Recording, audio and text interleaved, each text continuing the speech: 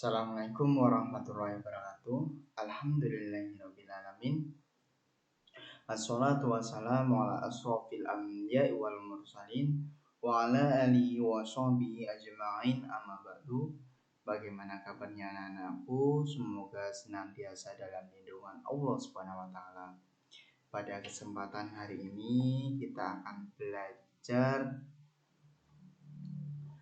bersama Pak Bayu. Insya Allah kalian semua sudah mengenal Pak Bayu. Mungkin yang belum kenal, Pak Bayu kenalkan, nama saya Bayu Wibawa. Kebetulan mengajar guru agama Islam di SD Muhammadiyah Lemangan pada kelas 3, kelas 4, dan kelas 5. Untuk kelas 3 hanya ke Muhammadiyah. Anak-anakku semua, hari ini kita akan belajar surat-surat dalam Al-Quran, tapi hanya 3 saja yang kebetulan teman-teman sudah banyak yang setoran kepada Pak Bayu 3 surat tersebut. Tapi sebelum masuk, nanti Pak Bayu menjelaskan bahwasannya yang Pak Bayu ajarkan adalah isi dari surat-surat tersebut.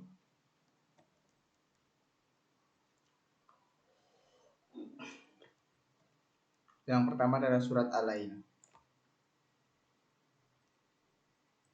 Surat Al-Lail ini terdiri dari 21 ayat dan merupakan surat ke-92 dalam Al-Quran. Diturunkan sesudah surat Al-A'la dan tergolong surat Makkiyah. Nama Al-Lail diambil dari kata Al-Lail pada ayat yang pertama, yang artinya malam hari.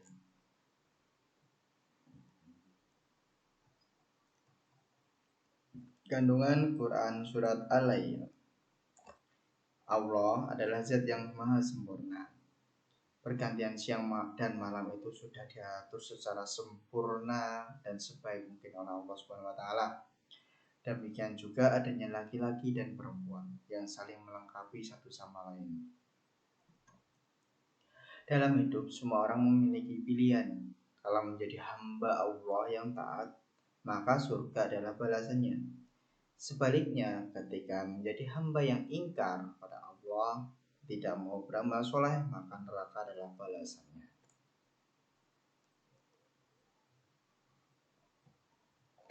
Dalam Quran surat Al-Lail, Allah menegaskan bahwa orang yang bertakwa gemar menginfakkan hartanya di jalan Allah dan percaya akan adanya kehidupan setelah kematian, serta berakhlak baik hanya mengharap ridha Allah, maka Allah akan memudahkan kehidupannya di dunia ini dan memberikan balasan yang terbaik oleh Allah, yaitu dimasukkan ke surganya kelak.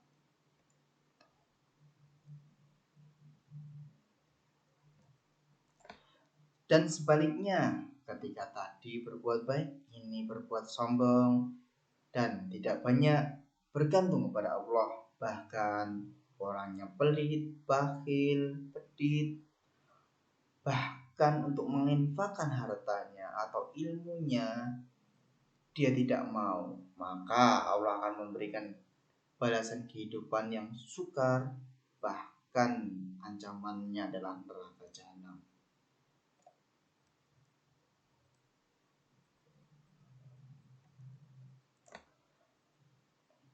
Selanjutnya, Allah selalu memberikan petunjuk dan hidayah bagi umatnya.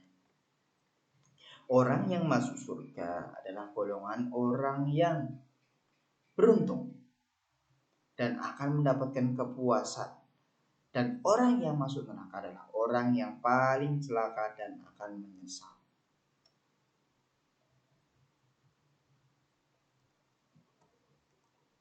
Selanjutnya, Quran surat Asy-Syams terdiri dari 15 ayat dan merupakan surat ke-91 dalam Al-Quran yang diturunkan setelah surat Al-Qadar. Surat ini termasuk surat Makkiyah. Nama Asy-Syams diambil dari kata Asy-Syams pada ayat pertama yang artinya matahari.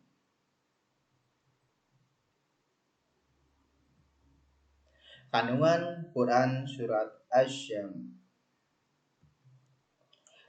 Di dalam surat Asy-Syams, Allah menunjukkan kebesarannya adanya matahari yang menyinari ketika siang serta adanya bulan ketika malam itulah salah satu kebesaran Allah, di mana sebenarnya bulan ini seperti cermin yang memantulkan cahaya matahari, dan cahaya matahari itu yang dipantulkan ke bulan, nanti sama bulan dipantulkan lagi pada bumi, akhirnya bumi adanya sinar cahaya itu adalah sebenarnya berawal dari matahari. Ketika malam hari yang bersinar adalah bulan, padahal bulan itu hanya memantulkan cahaya dari matahari. Pergantian siang dan malam itulah sempurna, itu kuasa Allah, serta Allah itu menciptakan di mana langit itu tanpa tiang. Kita bisa membayangkan anak-anak, kalau langit itu banyak tiangnya, seperti apakah dunia ini? Dunia penuh tiang. Karena kita bisa melihat masjid yang sangat besar, tiangnya banyak, seperti itu. Apalagi kalau langit, anak-anak semuanya.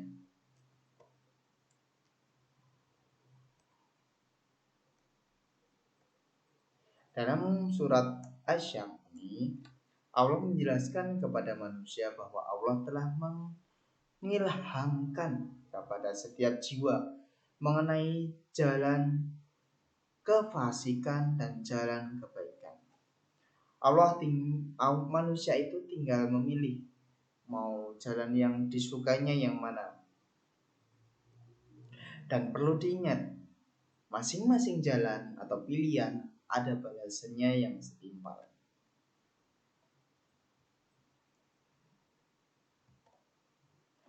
Allah menjelaskan dalam surat ini, orang yang beruntung yaitu yang mensucikan jiwanya dan selalu menjaganya dari perilaku-perilaku buruk. Sedangkan yang celaka yaitu orang yang mengotori jiwanya dengan cara-cara berbuat maksiat. Anak-anak semuanya pasti tahu berbuat maksiat itu seperti apa. Ketika kita mengambil barang orang lain, berbicara kotor, itu sudah termasuk berbuat maksiat. Tapi ketika kita bersabar, walaupun sangat susah, ketika teman kita ada yang menghina kita, kita bersabar, itu luar biasa jaminan surga. Sedang kita juga ikut marah-marah, Allah alam bisawab, hanya Allah yang tahu apakah kita masih mau surga atau tidak.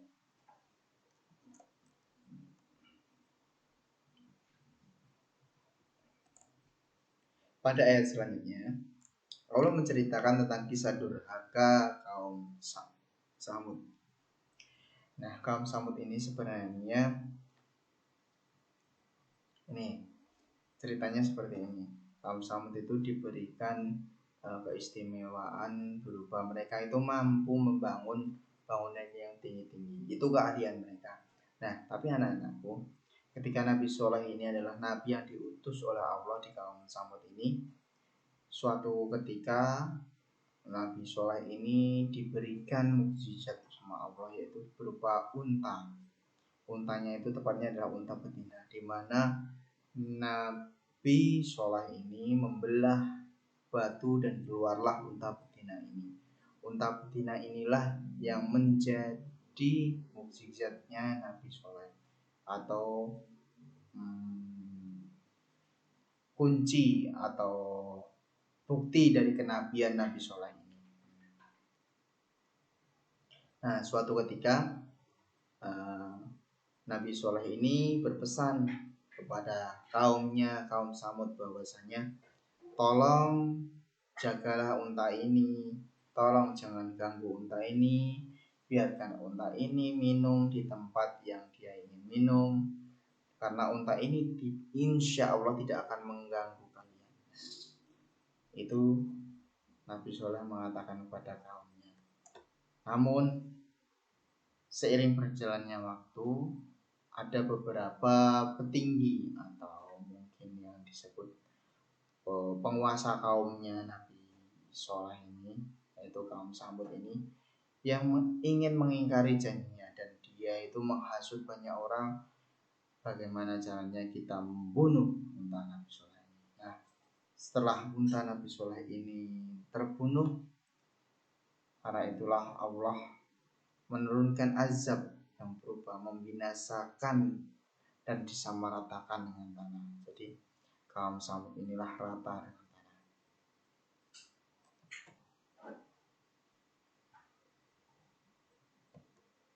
Selanjutnya adalah surat Al-Balad.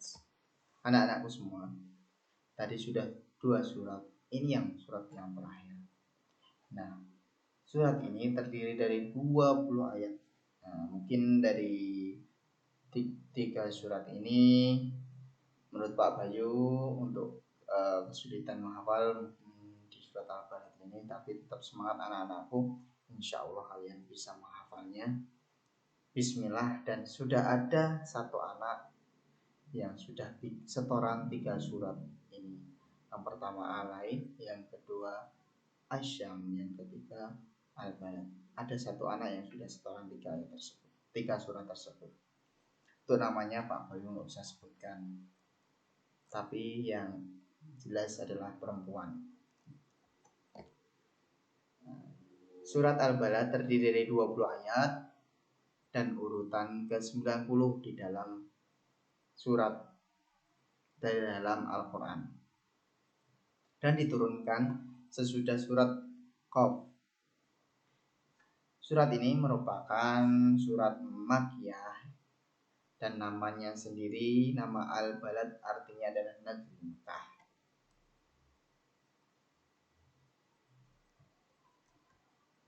Kandungan surat Al-Balad yang pertama adalah Allah bersumpah dengan nama negeri Mekah. Mekah memiliki kelebihan, yaitu tempat lahirnya Nabi Muhammad, awal mula agama Islam, adanya air Zam-Zam, adanya Ka'bah, di mana ibadah haji berawal dari situ juga. Tempat yang bangun Ka'bah adalah Nabi Ibrahim dan Ismail, semuanya lengkap, sudah benar-benar kota yang suci, di mana kiblatnya juga ada di Mekah. Di dalam surat Al-Balad menerangkan bahwa hidup manusia itu selalu diawasi oleh Allah, dan telah banyak kenikmatan yang diberikan oleh Allah. Yang pertama adalah 2 mata, yang kedua adalah 2 bibir, yang ketiga adalah ditunjukkan 2 jalan. Tanya, apabila mungkin saudara kita yang matanya tertutup tidak bisa melihat, apakah kenikmatannya hilang? Anak-anakku semuanya, kenikmatan itu adalah berasal dari Allah. Ketika kalian diberi kenikmatan mata yang indah, mata yang dapat melihat, gunakanlah untuk melihat hal-hal yang baik. Bacalah Al-Quran setiap hari, berdakwalah, menghafallah Al-Quran, serta gunakan bibir kalian itu untuk membaca ayat-ayat, tiap ayat, tiap bait dalam Al-Quran tersebut, sehingga kita akan menuju kedua jalan ini. Jalan di mana akan menuju kemana? 2 jalan yang dimaksud adalah jalan kebajikan atau jalan yang baik, dan jalan kejahatan atau jalan yang mungkar. Allah, jalan yang menembus ke surga adalah ada beberapa cara. Ini anak-anak semua, jalan untuk menembus ke surga itu ada beberapa cara. Nah, yang pertama ini kebetulan di dunia ini sepertinya sudah tidak ada, yaitu namanya budak, memerdekakan budak. Kalau zaman Rasulullah dulu banyak sekali budak-budak. Banyak orang itu belum merdeka seperti kita. Kita bisa makan, bisa minum, bisa menghirup udara, kita bebas memilih, kita bebas mau pergi kemana. Nah, sedangkan zaman dulu budak itu benar-benar seperti, kalau kalian punya pembantu, itu di bawahnya pembantu. Budak itu tidak punya hak untuk memilih mencoblos, kalau ada coblosan itu juga tidak ada. Mereka hanya menjadi bawahan dari majikannya.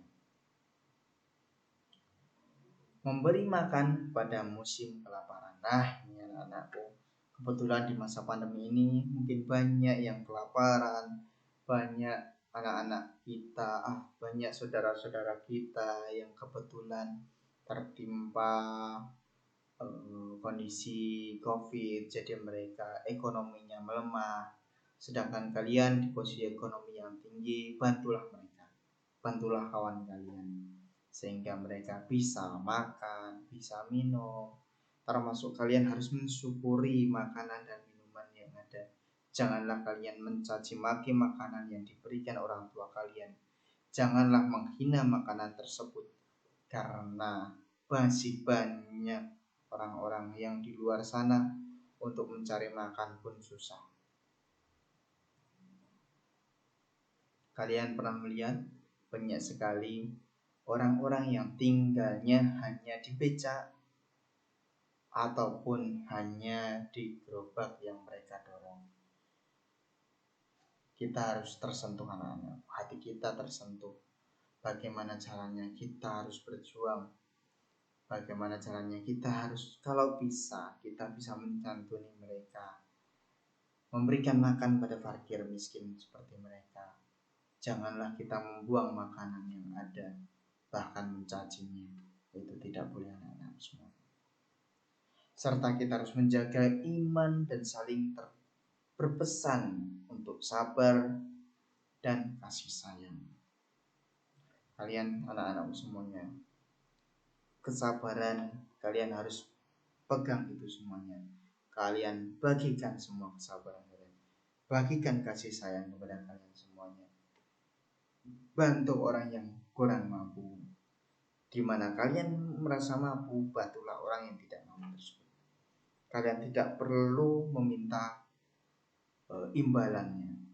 Cukuplah kalian berdoa pada Allah, semoga satu hal yang aku lakukan ini menjadi amal soleh bagi saya dan sekeluarga. Seperti itu semuanya. Selanjutnya, ini yang terakhir dari surat Al-Balad. Orang yang menempuh jalan kebajikan disebut golongan kanan, sedangkan orang yang menempuh jalan kejahatan disebut golongan kiri. Nah, tadi kita sudah menceritakan sedikit tentang golongan kanan. Sekarang kita ceritakan golongan kiri. Nah, golongan kiri ini adalah golongan orang-orang yang ingkar kepada Allah dan tidak melaksanakan perintah Allah. Anak-anak semuanya, banyak sekali godaan, bahkan suatu gejolak emosi di mana kita ketika ingin berbuat baik seperti ditahan, dan ketika kita berbuat jahat, kita berbuat jelek, itu seperti ingin keluar meluap-luap. Ketika kalian emosi atau kalian punya rasa marah, itu akan keluar meluap-luap. Padahal kalau kalian bisa menahan, bisa sabar, itu luar biasa. Karena kesabaran itu adalah memiliki buah di surga kelak nanti. Anak-anakku sekalian, setelah kita belajar dari tiga surat ini, selanjutnya kita akan belajar tentang hukum nun mati yang bertemu dengan tanwin. Nah, yang pertama adalah idhar. Idhar adalah apabila nun sukun atau tanwin bertemu dengan salah satu huruf dari 6, yaitu yang kita hafalkan begini aja, mudah. A, ha, ho, ain, koin, ha. A, ha, ho, ain, koin, ha. Ini 6 huruf ini nanti membuat bacaan ketika bertemu tanwin akan terbaca terang dan jelas. Selanjutnya idgham bila guna. Oh iya, sedikit contoh idhar seperti ini. Bila ada bacaan seperti ini, fa amma man a'ta, man ingin jelas, nun sukun ketemu dengan alif. Sekarang idgham bila gunah. Idgham bi gunah dulu, idgham bi gunah, maaf. Idgham bi gunah apabila ada nun sukun atau tanwin bertemu dengan salah satu huruf dari 4 berikut, yaitu sebenarnya ini disingkatnya mudah. Yanmu, ya, nun, mim, wawu, yanmu. Nah, hukum bacaan idgham bi gunah harus dibaca dengan dimasukkan atau ditasdidkan dalam satu huruf dari 4 tersebut dan suaranya menjadi seperti dengung. Contohnya ini, wa nafsin wa ma sawwaha, wa nafsin wa ma sawwaha, siu. Nah, seperti itulah. Jadi seperti ditahan dan mendengung. Selanjutnya, ini tadi yang sawwaha itu juga masuk.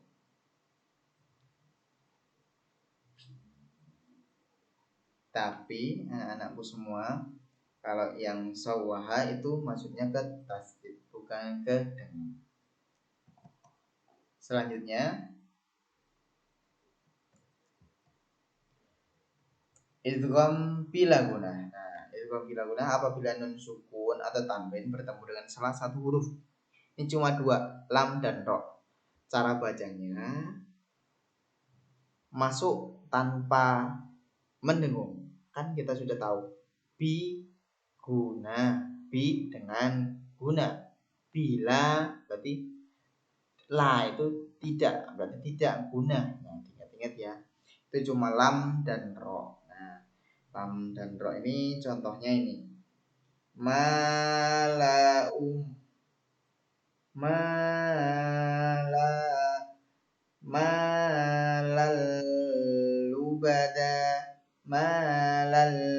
lubada, nggak ada dengung-dengungnya. Sedangkan yang tadi yang diguna wa nafsi wa ma sawwaha, ada dengungnya. Malal lubada. Beda kan anak-anak semuanya.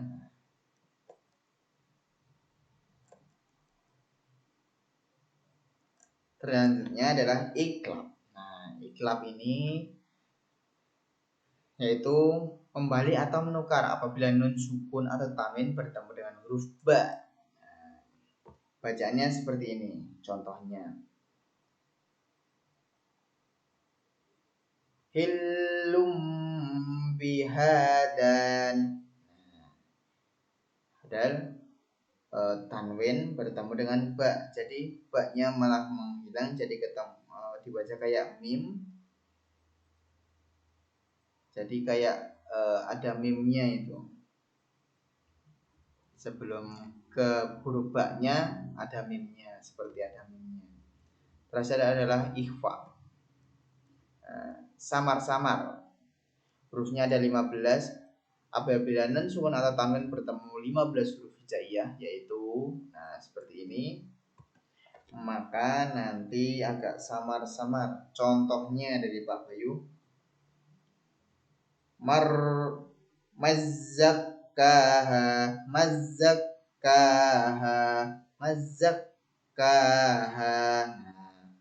zakkahanya itu ketika nun sukun ketemu dengan huruf za. Oh, kebetulan Pak Bayu di sini ada sedikit saran ya. Aku di sini harusnya pakai titik. Nah, titik. Maaf ya anak-anakku semua, kebetulan Pak Bayu lupa. Nah, ini ya. Nah, untuk hari ini kita cukupkan sekian. Bila ada pertanyaan silahkan langsung ditanyakan kepada Pak Bayu langsung. Bisa melalui komen atau bisa melalui WhatsApp Pak Bayu. Silahkan, bisa digunakan. Silahkan kalau menurut anak-anak semua bermanfaat videonya, dibagikan ke teman-teman kalian. Dan bila ada kesalahan mungkin itu datangnya dari Pak Bayu, kalau ada benarnya insya Allah datangnya dari Allah Subhanahu wa taala. Bila banyak salah mohon maaf. Bila isabil haq fastabiqul khairat. Assalamualaikum warahmatullahi wabarakatuh.